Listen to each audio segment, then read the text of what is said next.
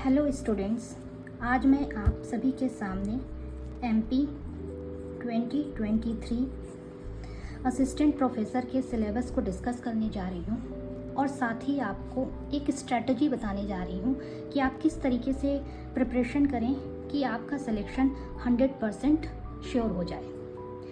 तो अभी हम डिस्कस करने जा रहे हैं syllabus for assistant professor in what MP 2023। इसमें टोटल कितने यूनिट्स हैं? टोटल 10 यूनिट हैं, जिसमें यूनिट फर्स्ट जो है ये है एंशिएंट केमिस्ट्री। अगर हम यूनिट सेकंड की बात करेंगे और यूनिट थर्ड की बात करते हैं, this one is unit second and this one is unit third. ये दोनों जो है फिजिकल केमिस्ट्री के बारे में है। यूनिट सेकंड और यूनिट थर्ड जो है फिजिकल केमिस्ट्री में है। Unit fourth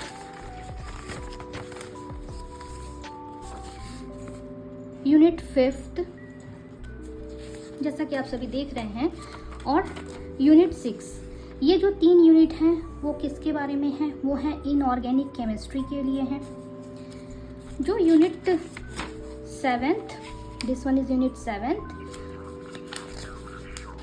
unit 8th and unit 9th, ये तीनों जो हैं वो किसके लिए हैं? ऑर्गेनिक केमिस्ट्री का इसमें सिलेबस है। और यूनिट 10 जिसमें कि nano science, chemistry in everyday life और नैनो साइंस के बारे में बताया गया है।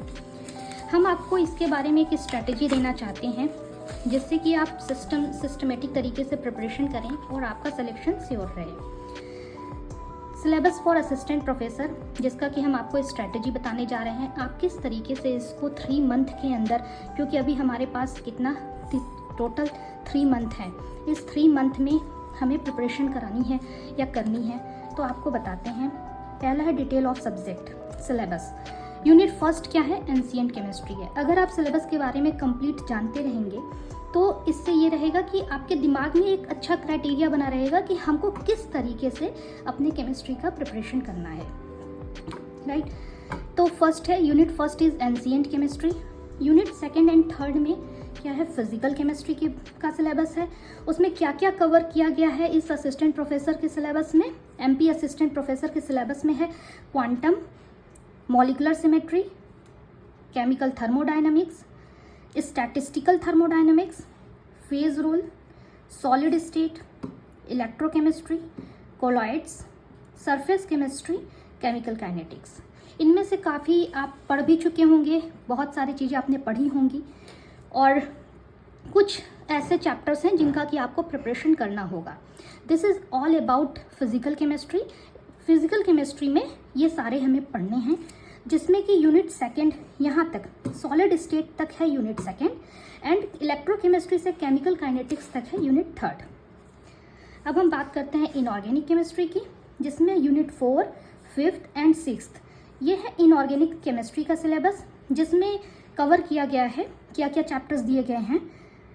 Periodic table, atomic structure, S and P block, D block जिसको आप जो है ट्रांजिशन एलिमेंट्स भी कहते हैं, एफ ब्लॉक जिसे इनर ट्रांजिशन एलिमेंट्स कहा जाता है, acid and bases, polymer chemistry, environmental chemistry, chemical bonding. ये है यूनिट 4। एसिड एंड बेस तक यूनिट 4 है, एफ ब्लॉक एलिमेंट्स तक यूनिट 4 है, एसिड एंड बेस से केमिकल बॉन्डिंग तक यूनिट 5 है। आज हम कंप्लीट सिलेबस ही डिस्कस करने वाले हैं आपसे। Then organometallic, analytical, bio inorganic, nuclear chemistry and spectra for inorganic compounds, this all unit 6, right.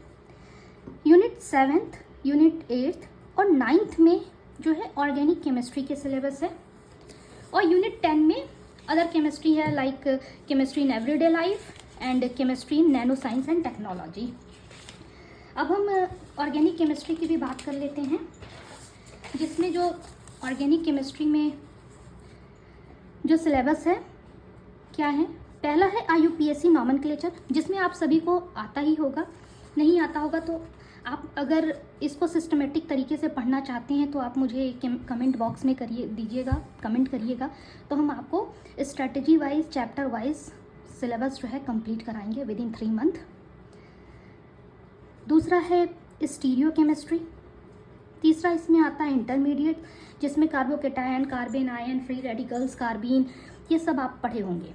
बस आपको क्या करना है, एक रिवीजन करना है और एग्जाम में कैसे क्वेश्चंस आते हैं उसे अटेम्प्ट करना है। Structure and reactivity, organic transformation and reagents, unit 6 7th है।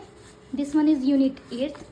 In unit 8th synthesis, asymmetric synthesis, organic reactions and their mechanism, aromaticity and chemical reactivity of what heterocyclic compounds containing oxygen, nitrogen and sulfur.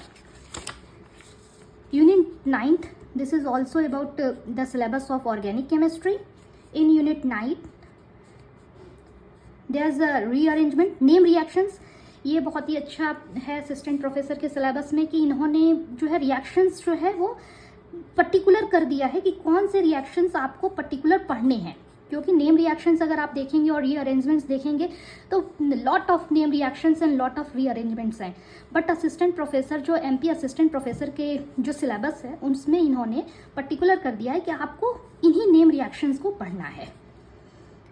Pericyclic reactions, chemistry of natural products, application of photochemistry और last है spectra. Spectra से तो एक question must ही है, कभी कभी एक से एक या कभी कभी 2 क्वेश्चंस भी पूछ लेते हैं, इसलिए ये सभी पढ़ना बहुत ही इंपॉर्टेंट है। लास्ट है unit 10।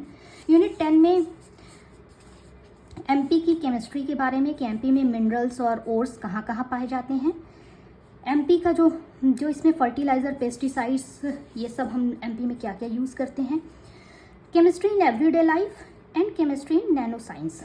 This is all about syllabus of assistant professor in MP 2023। ये मैंने कंप्लीट आपसे असिस्टेंट प्रोफेसर का सिलेबस डिस्कस किया है और एक स्ट्रेटजी बताई है कि अगर आप चाहें तो इसे 3 मंथ में प्रिपेयर कर सकते हैं। कैसे प्रिपेयर कर सकते हैं? 1 month physical, 1 month inorganic with revision and 1 month for organic and this unit 10। अगर आपको लगता है कि हमें स्ट्रैटेजी वाइज या सिलेबस वाइज, टॉपिक वाइज अगर पढ़ना है तो आप मुझे कमेंट बॉक्स में बताइएगा, तो हम आपको विथ टॉपिक एंड विथ जो भी इसमें नंबर ऑफ क्वेश्चंस आते हैं हम आपको वैसा स्टार्ट करेंगे पढ़ाना। Thank you.